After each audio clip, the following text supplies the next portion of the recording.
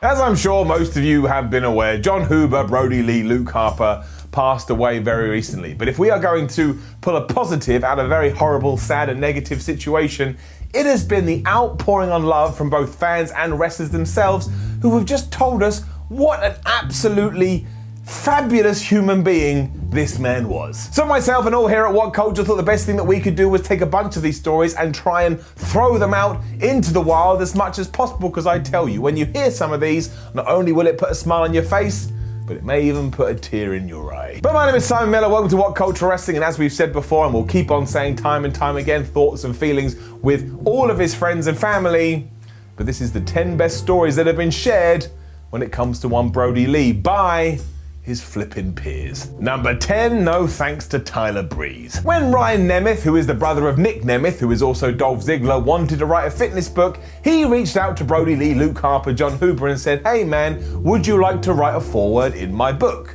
Brodie was a little bit confused by this, but he thought, hey, I've got a great idea. Thanks for asking. I'd love to do it. Do you want to know what he wrote? I'm just going to read it to you because I cannot do it justice otherwise. But he wrote this: Fitness by Luke Harper. I have trained successfully under 4 people in my life, and then he manages to go on to label those people, and each one had their own things of doing things, and some, namely Tyler Breeze, had no idea what they were doing. Lee would then go on to explain why the other trainers had done some good things, whereas Tyler Breeze, and I quote, had absolutely no plan. Based in Coulter's gym in Tampa, Florida, this petite blonde was terrible as a personal trainer. It was obviously not his first calling, as he cut his teeth as a train conductor in Vancouver, Canada. I was embarrassed to call him a trainer until one day in promo class, Billy Gunn commented on my shoulder and arm definition. I was shocked and amazed as I thought there was no way the Breeze method was working. Truth be told, it wasn't. I had just been eating super well for months thanks to my wonderful wife, Amanda. My guns look great. No thanks to you, Tyler Breeze. So yes, to sum it up, Brodie Lee had taken this opportunity and decided, well, I could use it to absolutely just raff all over Tyler Breeze. It made me laugh when I first read it. It made me laugh now. That is so good, I am going to steal it in the future. Number 9, feuding with the WWE female talent. Big E has just been absolutely wonderful on his Twitter account, recounting stories of what Brodie Lee had done throughout his career, and some of the best is when it boils down to Brodie Lee versus the WWE Women's Division. Because the current Intercontinental Champion not only told us that Mr. Lee would steal some of Dana Brooke's current poses, he would also accuse Natalya of stealing his moves, and also accuse people like Sonya Deville of stealing his dress sense, and he would even send pictures to Big E of Sonya Deville dressed up in a suit and him on AEW Dynamite dressed up in exactly the same suit. In response to all of this too, Natalya said that she would be renaming her spinning clothesline to dedicate it towards Brodie Lee, even though she's been doing it for the last 13 years. And of course, all of this was a rib, all of this was a joke. But once again, when you read it, it just fills you with so much positivity. That guy knew how to have a good time. Number 8, suck it, Harper. This one is nice and simple, and it comes from referee Brian Nguyen. I'm not pronouncing his name right because I'm a bald asshole, and I do apologize. But given that he was a WWE official, and he knew that every single time Luke Harper made his entrance, he would go through the same routine, that's what all wrestlers do, he came up with a plan to basically jokingly flip him off. But knowing that Harper would go through the same steps every single time, he stuck a sticker on the ring post that simply said, "Suck it, Harper." And of course, when Luke saw this, he burst out laughing. But Luke Harper, being the guy he was not to be outdone. So after the match, not only did he rip off all the turnbuckles, he went and threw the steel steps around the place, knowing that it was the referee's job to tidy the ring once the talent had left. I love all of this. It's just so damn good. Number 7, being a substitute teacher in Rochester. This one comes from Jon Moxley, who decided to talk about Brodie Lee in an interview with Sports Illustrated, and I implore you to go and read it. It is just a tick box checklist of what an awesome dude that man was. Because not only would the pair joke that Brodie Lee would be nothing but a substitute teacher in Rochester if it wasn't for Jon Moxley, and Jon Moxley or then Dean Ambrose always making him look good, actually when it came down to it, Brodie Lee, Luke Harper, Jon Huber was a fantastic professional wrestler who never actually really got his due. I mean, he was finally getting an AEW, but the rest is history. The best story of the lot, though, is when Moxley talked about how the pair came up with this idea to get in the WrestleMania highlight package. It was all part of their WrestleMania 31 idea when they were in that absolutely mad ladder match, and when Luke Harper almost destroyed Jon Moxley when he chucked him through a ladder, and he fell through the floor, and he basically ended up in hell. By the way, that bump was so scary, even Vince McMahon was freaked out. But the two achieved it. Go and watch any single video highlight package for WrestleMania 31, and what is there?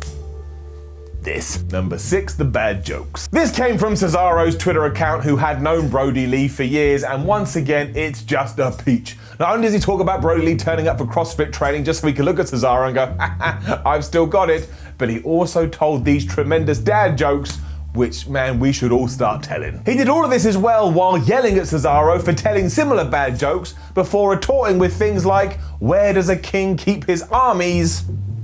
Up his sleeveys. And I'm gonna level with you, when I read that on Cesaro's feed, I laughed. Number 5, being ducked by Bandido Jr. These days he's better known as WWE referee Eddie Arengo, but before he had decided to hang up his wrestling boots and put on a pair of officiating boots instead, he was indeed the wrestler known as Bandido Jr. Like so many wrestlers competing on the indie scene back then, everybody bumped into everybody else, including one fateful night where a promoter said, hey, you know what, I think I'm gonna put the Bandido up against Brodie Lee. How do you guys feel about that? And they both put their thumbs in the air and said, yeah, that sounds pretty good. Sadly, the match never happened, which is a common trait on the independent scene, but it did mean every single time Brodie bumped into Bandido, he would say, dude, why do you keep ducking me? I want to have that match. He was, of course, joking, and eventually the pair both found themselves under the WWE banner, and when Eddie was told to go and get Luke Harper and bring him to Gorilla, he did so. And do you know what Luke Harper said without even skipping a beat? Well, I'll do that when you stop ducking me. Eddie himself has said at the time he laughed, and now it'll be a moment he cherishes forever. I'm not gonna lie, being the set that I am, I'm going to cherish it as well.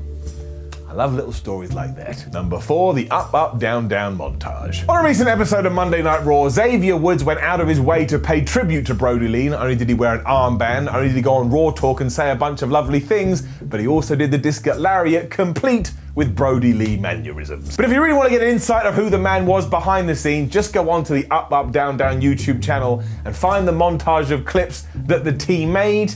If you can get through that without cutting some onions, well, you a stronger man than I. It is one of the most wonderful things you will ever see and shows the playful spirit of Brodie Lee. I mean, you will smile. You will smile. It is impossible not to smile. And it's just another reminder where you go, man, sometimes life can just be really, really unfair. Number 3, helping John Silver to look like a star. Throughout the latter part of 2020, one of the best things that you were able to find in wrestling came in BTE and any skit that the Dark Order did. Like, all of these guys went from being creepy group to absolutely hilarious, including Brodie Lee getting a stack of papers and just chucking it constantly into people's faces. Well, it's now also come out that one of the reasons Brodie Lee asked to be the Exalted One in the Dark Order is because he wanted to use his expertise and he wanted to use his experience to bring up all the other guys to his level and hopefully beyond. I mean, what a selfless thing to do. But this goes even further, as John Silver told us on his Twitter account and showed off a bunch of gear that Brodie Lee had paid for out of his own pocket to the fee of around about $1,000, just so that it would help Mr. Silver look more like a star. So you want to talk about just being a nice guy, being generous, or giving back to the business? Well, this is the story for you.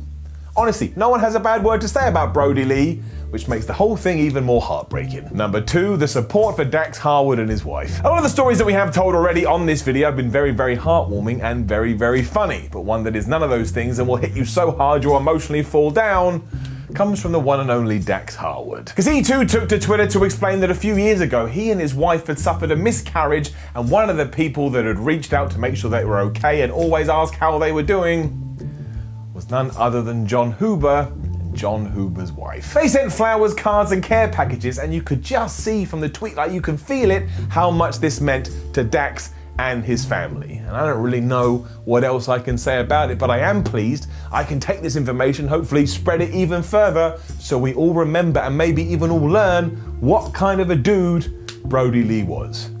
And he may have been the best dude ever. Number 1, the respect of his peers. This one comes from Chris Jericho, who reminded us all of a time when Brodie Lee, then Luke Harper, was a little bit disenfranchised with WWE, because despite all of his success, nobody had made him any merchandise, which really was a massive oversight. So to honor this moment and remind everybody what other wrestlers thought of Brodie Lee, Chris Jericho posted a picture from Mexico in 2015 where a who's who of top tier talent was wearing homemade Luke Harper merchandise and all doing his signature pose. Jericho went on to say that the reason they did do this is because they all loved him and they wanted him to know they were always in his corner. I shrugged my shoulders again. I still can't believe any of this has happened, but honestly, Brodie Lee, Luke Harper, Jon Huber, what a flipping great human being. I am going to try to be a little bit more like him. I know that sounds cheesy, that's what I'm going to do. Now, please do leave a comment below if you have any nice things to say about Luke Harper, Brodie Lee, or Jon Huber. I think the more that we can spread this, the more that we do keep his memory alive. Like the video, share the video, subscribe. We've got a website, whatculture.com. We've got a Twitter account at whatculturewwe. And of course, if you so fancy, you can watch more videos here on What Culture Wrestling. My name is Simon from What Culture. Thank you very much for watching. And I just want to say it one last time because I do think it's important. Thoughts, feelings, emotions with the Huber family, with his friends, with AEW, with WWE, with his acquaintances, everybody that is going through a hard time. It has just been a whirlwind over the last few days, and hopefully we here at What Culture have just done a teeny little amount to do his memory justice, or at least that was my plan. Thanks for watching, and I'll see you soon.